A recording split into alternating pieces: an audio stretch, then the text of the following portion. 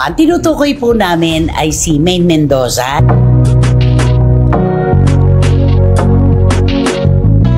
At saka marami na rin nakakapansin talaga kay Maine na lutang. Diba? Pero siya talaga kitang-kita mo na problemado siya talaga sa naganap na ito.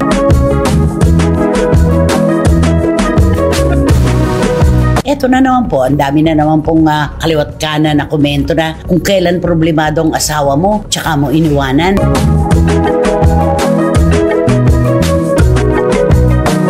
At saka talagang nakakahiya itong issue na ito. Nakalungkot.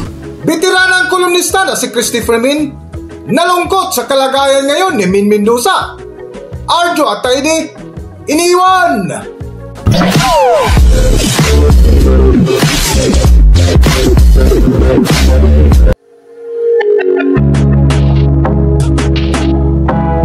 Welcome back to Philippine Celebrity Broadcast. Matapos nga pumutok ang balita ukol sa manumalyang flood control projects na kinasangkutan ng mga korap na politiko na nakipagsabuatan sa ilang kawani ng DPWH at mga contractors, na isa nga sa nagbulgar ay ang mag-asawang Diskaya na sina Carly at Sara Diskaya, na karamihan sa unang lumabas sa kanilang listahan ay mga congressman, na isa nga dito sa pinangalanan ay ang asawa ni Maine Mendoza na si Congressman Arjo Atayde. Sa vlog nga ng veteranang kolumnista na si Christopher Min ay binahagi nila ang komento ng ilang bashers ukol sa pag-alis ni Maine Mendoza papuntang Australia, kasama ang mga nabarkads na idinamay sa kinakaharap na problema ngayon ng kanyang asawang si Congressman Arjo Atayde. Eto na. Siyempre balik-balik lang naman ang mga issue, diba? Mamamahinga ng ilang araw, babalik na naman ng ilang araw, hindi malilimutan. At saka nasa kanila talagang mata ng tao.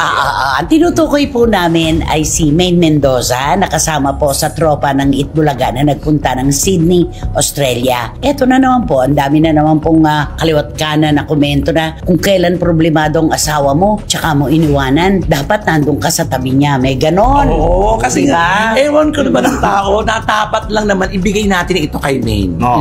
Pagkakataon niya ito para naman makahinga. Oo, kasi siya napuruhan dito eh. At saka siya hindi naman siya gumawa. Correct. Diba? At saka yung larga ka ng larga, nasanay kasi kayo talaga na kung saan-saan kayo nagpupunta, ganon ano.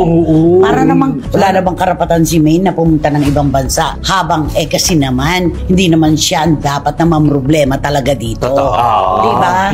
Pero kung bakit sa kanya pinapapasan? At paano kasi, simula kasi ibinanggit yung pangalan ni Congressman Arjo Atayde. Sino naman ba yan? Diba siyang una kaagad pumiyok?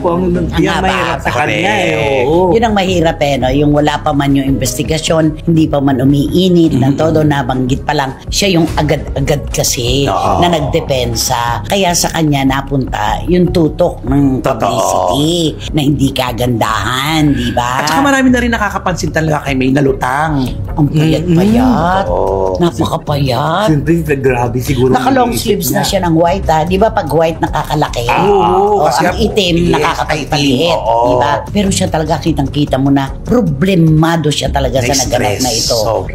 Palagay ko ba, napaniwala si Maine at ang kanyang pamilya na walang magaganap na ganito at walang naganap noon na kung ano-ano. Oo, siguro sabi ni siguro syempre naman yung mga pamilya na ay, ano yung mga tao niyan, yung pamilyang niyan, tahimik, tapos marespeto, kasi may pinag-aralan, alam mo yung mga ganon, di ba ganon na, kaya yun na magulang, ay sige, tanggap, kasi syempre maganda yung pakita at maganda yung pinag-artista ang nanay. Biglang nangyari. Tapos biglang nangyari. Tapos parang, ano ba yun, ay sandali, ano to, anong nangyari? Parang kakagulat, di ba? Kaya siguro nagdadalang hiya din si Maine. Isa nga sa binalikan ng veteranang kolumnista si Christopher Min ay ang nakakahiya na isyu ukol sa manumalyang flood control projects na kinasangkutan ng ilang mambabatas, na isa nga sa nasangkot na pangalan na tumanggap ng kickback. Ito'y ayon na rin sa ibinulgar ng mag-asawang Diskaya ay ang asawa ni Maine Mendoza na si Congressman Arjo Atayde, na kung dati ay tinitingala ang mag-asawa, ngayon ay hinuhusgahan na. Para sa buong kwento, Narito ating panoorin ang video. At saka talagang nakakahiya itong issue na ito. Dahil tinitingala sila noon bilang mag-asawa na talagang kung saan-saan lang sila nagpupunta, hayahay ang buhay nila, napakahayahay, may mga pinoflaunt silang kung ano, na ngayon ay binaback to you sa kanila. Yun naman. Kaya nakalungkot. So, ibig sabihin dito nabudol ang, ang pamilya Mendoza. Hindi natin alam. Hindi natin alam kasi... Pero nabigla sila talaga dito. Kasi nakakabigla naman din. Oo, talaga. kasi di ba nakita mo nung namanhikan sila, di ba dumating yung pamilya at ID doon, di ba tapos nakita ni ni Selvia, hindi nakita ni Selvia yung mga sasakyan ng mga Mendoza. Sabi niya, ito po, hindi po amin sasakyan to, sasakyan po ito ng magiging pangasawa ni Congressman Hindi nga kanila, yung mga nakaparada, ay naka-chopper naman siya. Ayun na, diba? At doon pa lang, talagang binugbog na sila, di ba? Tapos eto pa, yung lagayan sa DPWH, dito talaga sumentro ng todo-todo. Dito sila nabugbog sarado. Correct. Doon na pinagdugtong ang mga kwento at mga post nilang mga mararangya. At unang upo yun ang mga diskaya. Patrick Michael Vargas of Quezon City, Kong Juan Carlos Arjo Aitaide of Quezon City, Nicanor Nicky Briones of AGA Party List, Congressman Marcelino Marcy Teodoro of Marikina, Congressman Florida Robes of San Jose del Monte, Bulacan, Congressman Leandro Jesus Madroño of Romblon, Congressman Benjamin Benji Agarao Jr., Congressman Florencio Gabriel. Yung katulad po kay Kong Arjo Ataide po, bali 60 million po sinabi ko sa chat ko. Kasi 60 million po yung pinababalik ko sa kanya. Pinababalik mo sa kanya? Na pera po. Na pera po. Na ibinigay mo kay Congressman Ataide? At sa tatay po niya. Sa tatay? Opo.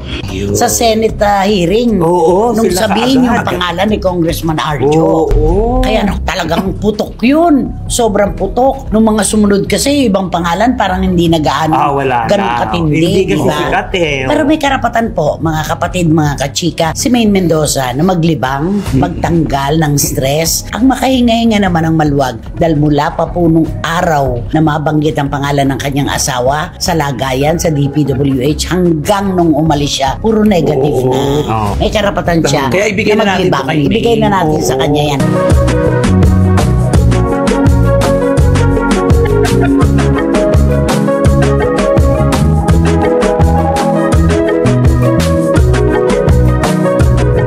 But it was part of it. I knew I was going to get bashed. I really don't care what people have to say. If it's not true, why bother? Can die tomorrow. Why would they think about what they're saying? That's how I think. I'd rather move on to the next day positively. Because at the first place, I understand where they're coming from despite the bashing. So I hope that maintindihan naman nila ako at kami, especially Maine, of course, my wife, to stop all these unnecessary comments. Wala naman talagang katotohanan. I hope people respect that. Tigilan na po yung pagbabash ng mga odds. Kasi pag nakikita ko, parang waste of time. Sometimes, sinuscroll ko rin lang kasi parang nasanay na ako eh. I think when you're getting older, you care less more about what people think and you care more about what your loved ones and your friends and the people who support you think. I think I'm growing into that, mga odds. Let's kever.